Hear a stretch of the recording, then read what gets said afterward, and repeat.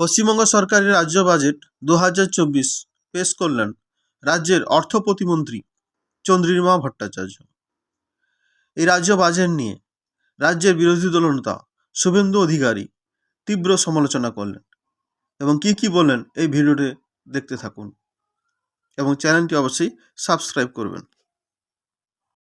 Source of fund, income কোত্থেকে আসবে, রাজস্বর কি অবস্থা ইত্যাদি এই বাজেটের কোনো রিফ্লেকশন নেই। আমাদের ইকোনমিক সাইডে যেটা আছে, ডক্টর অশোক লাহিড়ী ভারতবর্ষের বিশিষ্ট অর্থনীতিবিদ, আমাদের অত্যন্ত গর্বের বিধায়ক, তিনি বলবেন। আমি as a leader of opposition হিসেবে এই বাজেটকে আমি আপনাদেরকে এক কথায় বলতে পারি যে এই বাজেট ভোটের প্রচার ছাড়া অন্য কিছু নয়।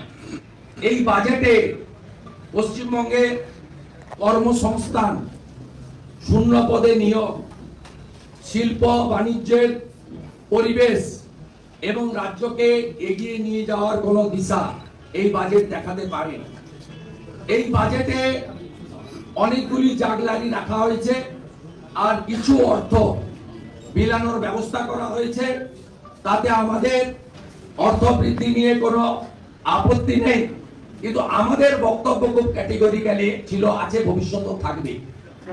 যেখানে আসামে মহিলাদের 2,500 টাকা করে দেওয়া হয়, যেখানে লাডলি বহিন প্রোগ্রামে 1,500-এর বদলে এখন 3,000 করে মধ্যপ্রদেশে পায়, এখানে 500 টাকার বদলে 1,000 টাকার প্রস্তাব রাখা হয়েছে। আমরা মনে করি এটা মহিলাদের ক্ষেত্রে তাদের সম্মান এবং মর্যাদা এবং নিজের ক্ষেত্রে প্রয়োজনের তুলনায় কিছুই নয়। এক্ষেত্রে এসসি এসটিদেরকে অপমান করা হয়েছে বলে আমি মনে করি। এসসি এসটি মহিলারা যখন প্রথম থেকে এই লক্ষ্মীর ভান্ডার নামক এই প্রোগ্রাম চালু করে এই রাজ্য সরকার, তখন বলা হয়েছিল সাধারণ ক্যাটাগরিতে যা পাবে এসসি এসটিরা ডবল পাবে। আজকে এসসি এসটিদের 200 টাকা বৃদ্ধির প্রস্তাবের মধ্য দিয়ে আমি মনে করি এসসি এসটি মহিলাদের প্রতি এই সরকারের যে একটা নেগেটিভ অ্যাটিটিউড আছে সেটা প্রমাণিত হয়েছে। আমরা এখানে লক্ষ্য করলাম civic volunteer, village police, green পুলিশদের 1,000 টাকা বৃদ্ধি হয়েছে। 2012 সালে 5,000 গ্রাম পঞ্চায়েতে ভিলেজ পুলিশ নিয়োগ হয়। 2012 সাল থেকে 1 টাকাও বৃদ্ধি না করে আজকে 24 সালে ভোটের আগে 1,000 টাকা বৃদ্ধি করে তাদের কোন কাজে লাগবে সেটা প্রশ্ন চিহ্নের সামনে থাকে। সিভিক ভলেন্টিয়াররা যখন প্রথম কাজ শুরু করেন 2,500 টাকা দিয়ে, তাদের 9,000 টাকা দিয়ে পুলিশের সমান কাজ করানো হচ্ছে। কেউ অপকর্ম করছেন, তৃণমূলের হয়ে ভোট চুরিও করছেন, সেটাও আমরা দেখছি। তারপরেও বিজেপি মনে করে সম কাজে সম বেতন তাদের হওয়া উচিত এবং মিনিমাম তাদের 20,000 টাকা বেতন দেওয়া উচিত, যেহেতু তারা পুলিশের সমান কাজ করে, 12-14 ঘন্টা কাজ করে। আজকে সকালেই করণদিঘিতে একটি ট্রাকের ধাক্কায় একটা সিভিক ভলেন্টিয়ার্সের মর্মান্তিক ক্ষতি হয়েছে, আপনারা দেখেছেন। আমরা মনে করি 9,000 টাকায় মাত্র 1,000 টাকা বৃদ্ধি করে তাদেরকে সমকাজে সমবেতন বা তাদের প্রয়োজন থেকে সামান্য মাত্র ভোটের সময় এই 1 লক্ষের বেশি এই সিভিক ভলেন্টিয়ার্সকে মিসইউজ করার জন্য তারা হয়তো 1,000 টাকা একটা প্রতিশ্রুতি এই ভোটমুখী বাজেটে দিয়েছেন। আমরা এক্ষেত্রে গ্রুপ সি, গ্রুপ ডি কন্ট্রাকচুয়ালদের যে বেতন বৃদ্ধি হয়েছে সেটা আমরা আপত্তি না জানিয়েও বলতে পারি যে পশ্চিমবঙ্গে গত কয়েক বছর ধরে অফিসগুলো contractual group C, group D, data entry operator নির্ভর নিয়োগের সুস্পষ্ট পরিকল্পনা নেই। ইতিমধ্যে 39 কোটি কর্মদিবস তৈরি, 5 লক্ষ চাকরির প্রতিশ্রুতি এবং 1 লক্ষ ছেলে মেয়েকে সেই যুবশ্রীর নামে ধপ্পাজি মিথ্যা কথা বলে বেকার ভাতা দেবেন। এই সমস্ত কথার মধ্যে দিয়ে পশ্চিমবাংলার বেকার যুবক যুবতীদের দিশা দেখানোর চেষ্টা হয়।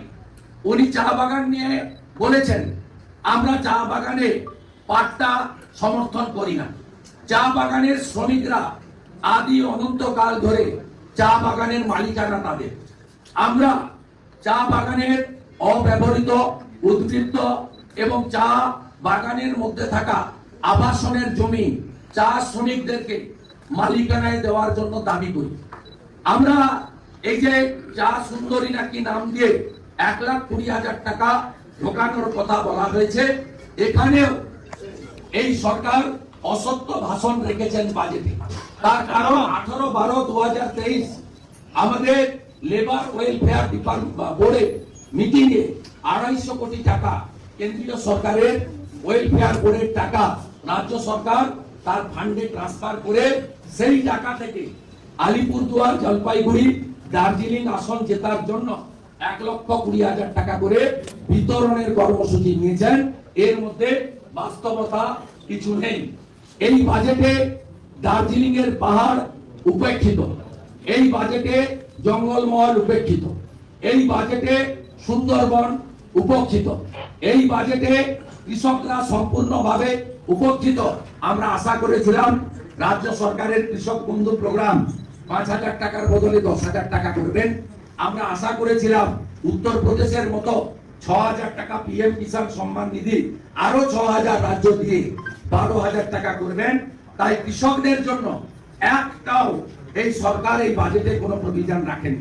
সাথে সাথে group D, group C, civic, village পুলিশের বাইরে আরো যে বিপুল সংখ্যক পশ্চিমবঙ্গে প্রাণী মিত্রা, আইসিডিএস এর শিক্ষিকা, হেল্পার, আশা কর্মী এবং ভিআরপি থেকে শুরু করে আমাদের পঞ্চায়েতের ট্যাক্স আদায়কারী থেকে শুরু করে ভোকেশনালের পার্ট টাইমার, কলেজের পার্ট টাইমার, স্কুলের পার্ট টাইমার, শিক্ষক, অধ্যাপক, শিক্ষাকর্মী, তাদের জন্য 1 টাকাও বৃদ্ধির প্রস্তাব এখানে রাখা হয়নি। পরিশেষে আবার ডিএ নামক বস্তুটিকে রেখে রাজনীতি করার চেষ্টা হচ্ছে। একদিকে লক্ষ লক্ষ স্থায়ী পদের বিলুপ্তি ঘটানো, অন্যদিকে 5 লক্ষ চাকরি কোন কোন দপ্তরে হবে, কবে কবে হবে, নোটিফিকেশন কবে হবে। 17 টেটের নিয়োগ হয়নি, 22 টেটের রেজাল্ট বেরিয়েছে, নিয়োগ হয়নি, 23 টেটের রেজাল্ট এখনো বেরোয়নি। গ্রুপ ডি যে মুখ্যমন্ত্রী দপ্তর তার সমস্যার সমাধান হয়নি। 6 লক্ষ পোস্ট অবলুপ্ত করা হয়েছে। শিল্পের কোনো দিশা নেই এই বাজেটে। ইন্ডাস্ট্রি এবং ছোট ছোট শিল্প, vertical process, food processing unit, বড় শিল্প আনার জন্য ইন্ডাস্ট্রি ইনসেন্টিভ ইয়াস, তার কোনো উল্লেখ এই বাজেটে নেই। আয়ুষ্মান ভারত চালু করার প্রতিশ্রুতি নেই। প্রধানমন্ত্রী ফসল বীমা যোজনা চালু করার প্রতিশ্রুতি নেই। 75 লক্ষ অ্যাডিশনাল উজালা আমরা কেন পাচ্ছি না তার কোনো উল্লেখ নেই। পেট্রোল ডিজেলের রাজ্য যে শেষ নিচ্ছে তার ছাড় দেওয়ার কথা উল্লেখ নেই। রান্নার গ্যাসে প্রত্যেক সিলিন্ডারে 900 টাকার সিলিন্ডারে রাজ্য সরকার প্রায় 300 টাকার কাছাকাছি ট্যাক্স শেষ নিচ্ছে। সেই 300 টাকা থেকে আমরা আশা করেছিলাম যে এই সরকার রাজস্থানের মতো অন্তত রাজস্থানে 450 না হলেও 300 টাকা করে ছাড় দেবে এলপিজি গ্যাসের সিলিন্ডার। তার কোনো উল্লেখ এই বাজেটে এই সরকার রাখতে পারেনি। পরিশেষে এখনো কর্মচারীদের সঙ্গে কেন্দ্রীয় সরকারের মহার্ঘ ভাতার ডিফারেন্স 40% থাকবে। 4% আজকে ঘোষণা করেছেন। কবে থেকে দেবেন? আগামী অর্থবর্ষ থেকে দেবেন। ইতিমধ্যে মে মাস থেকে দেবেন, মানে ভোট গণনার পরে। ভোটটা নিতে হবে, ভোট গণনার পরে দেবেন। কিন্তু আপনাকে বলে রাখি, ইতিমধ্যে জানুয়ারি মাস আসার সাথে সাথে 4% দিয়ে অলরেডি আবার বেড়ে গেছে। ইটস এ কমপ্লিটলি মিথ্যাচার, জাগলারি এবং আবার পশ্চিমবঙ্গের মানুষকে টুপি পরিয়ে মিথ্যা প্রতিশ্রুতি দিয়ে ভোট নেওয়া। আর বিশেষ করে যে মুসলমানরা দল বেঁধে ভোট দিয়ে মমতা ব্যানার্জিকে মুখ্যমন্ত্রী করেছেন, সেই সংখ্যালঘুদের জন্য, তাদের জন্য কোন উন্নয়নের বরাদ্দ 1 টাকাও এই সরকার করেনি। কোন সংখ্যালঘুদের জন্য উন্নয়নের কোন বরাদ্দ, পরিকল্পনা, তাদের শিক্ষা, স্বাস্থ্য, কর্মসংস্থান, স্কলারশিপ, তাদের আপগ্রেডেশন, তার কোনো উল্লেখ এই বাজেটে যে মুসলমানরা মমতা ব্যানার্জিকে ভোট দিয়ে মুখ্যমন্ত্রী করেছেন তার সভা এখনো করান, তাদের জন্য কিন্তু তিনি বুড়া আঙুল দেখিয়েছেন এই তার বাজেটে। এবং সাথে সাথে আমরা মনে করি এসসি এসটির সঙ্গে ওবিসি মন্ডল কমিশনের লড়াইয়ের ফসল। ওবিসিদেরকেও আলাদাভাবে তাদের জন্য কোনো পরিকল্পনা বরাদ্দ এই বাজেটে নেই। শুধু তাই নয়, ইডব্লিউএস ইকোনমিক্যালি উইকার সেকশন, যেটা নরেন্দ্র মোদীজি 10% রিজার্ভেশন দিয়েছেন, যারা আপার ক্লাসের অর্থনৈতিকভাবে বঞ্চিত, তাদের জন্য কোনো বরাদ্দ এই বাজেটে কোনো ঘোষণা নেই। শুধু তাই নয়, গোর্খা, তামাং, ভুটিয়া, রাই, লেপচা জনজাতিদের বিভিন্ন যে গ্রুপ রয়েছে তাদের জন্য অথবা কুর্মী সম্প্রদায়ের জন্য একটাও কোনো প্রতিশ্রুতি নেই। অথচ কুর্মী উন্নয়ন বোর্ড, আদিবাসী উন্নয়ন board, Lepcha board, Bhutia board, Tamang board, Gorkha board, নানা বোর্ড হয়েছে, 1 টাকাও বাজেটে এবারে এই বিভিন্ন ধরনের আমাদের যে কমিউনিটি, তাদের যে বোর্ড রাজ্য সরকার বিভিন্ন সময় ভোটের সময় তৈরি করেছিলেন, একটাও প্রতিশ্রুতি নেই। হসপিটাল আপগ্রেডেশন, শিক্ষা দপ্তর শিক্ষা প্রতিষ্ঠান আপগ্রেডেশন, আধুনিক শিক্ষার কথা কোথাও নেই। আর গঙ্গাসাগরের ব্রিজ, এই ব্রিজের জন্য যে বরাদ্দ হয়েছে, এই বরাদ্দ জলের অনেক নিচে চলে গেল। শুধুমাত্র ভোটের আগে শিলান্যাস করতে চান উনি, কপিল মুনিকে ভাঙাতে চান, তাই জন্য এই মিথ্যাচার। এই বাজেট দিশাহীন বাজেট, এই বাজেটে আয় ব্যয়ের সামঞ্জস্য নেই, এই বাজেট বেকার যুবকদের সর্বনাশের বাজেট, এই বাজেট পাহাড়, সুন্দরবন, জঙ্গলমহলের উপেক্ষার বাজেট, এই বাজেট চা শ্রমিকদেরকে ভাড়াটিয়া বানানোর বাজেট, মালিকানা কেড়ে নেওয়ার বাজেট। আমরা এই বাজেটের তীব্র বিরোধিতা করছি এবং আগামীকাল বাজেট বিতর্কের সূচনা ডক্টর অশোক লাহিড়ী করবেন। আগামী শনিবার বাজেট বিতর্কের শেষ দিনে আমি পার্টিসিপেট করব। আমাদের অন্যান্য বিজেপি বিধায়করা 180 মিনিটের মধ্যে 170 মিনিট বাজেটে ডিসকাশন করে এলোবরেটলি বিস্তারিত ভাবে আমরা সেখানে হাউসে তুলে ধরব। সাথে সাথে মনোজ টিগ্গার নেতৃত্বে আমাদের বিধায়করা প্রত্যেকটি ডিপার্টমেন্টের এগেইনস্টে কার্ড মোশন জমা দেবে এবং আমরা ভয়েস ভোটে নয়, আমরা ভোটিং এর মাধ্যমে শনিবারের বাজেটের বিরুদ্ধে জনগণের পক্ষে একমাত্র বিরোধী দল নো সেটিং অপোজিশন বিজেপি, আমাদের যে আপত্তি আমরা রেকর্ড করানোর চেষ্টা করব যদি স্পিকার ভোটাভুটি পর্যন্ত যান। তাই আমার পার্টটা কমপ্লিট করলাম।